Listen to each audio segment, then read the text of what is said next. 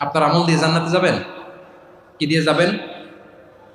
আল্লাহর দয়া দিয়ে। আল্লাহর রহম আর দয়া ছাড়া কেউ জান্নাতের চেহারাও দেখতে পাবে না। চাইবো একজন সত্তার কাছে, আওয়াজ করে বলুন তিনি কে?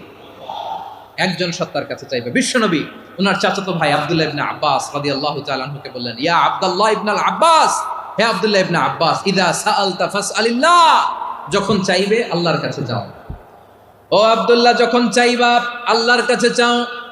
ওয়া ইযা ইসতাআনতা ফাসতাইন বিল্লাহ, যখন সাহায্য চাইবা আল্লাহর কাছে ফরিয়াদ করো। জেনে রেখো ও আব্দুল্লাহ, ওয়া'লাম আন্নাল উম্মাতা লাউ ইজতামাআত আলা আন ইয়ানফাউকা বিশাইইন লাম ইয়ানফাউকা ইল্লা বিশাইইন ক্বাদ কাতাবাহু আল্লাহু লাক।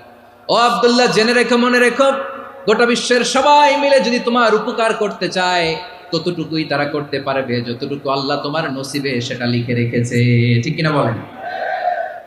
আর যদি গোটা বিশ্বের সবাই মিলে তোমার বিরুদ্ধে কনস্পাইরেসি করে, ষড়যন্ত্র করে, গোটা বিশ্বের সবাই মিলেও যদি তোমার ক্ষতি করতে চায় ততটুকুই শুধু পারবে যেটা আল্লাহ তোমার জন্য বরাদ্দ রেখেছে।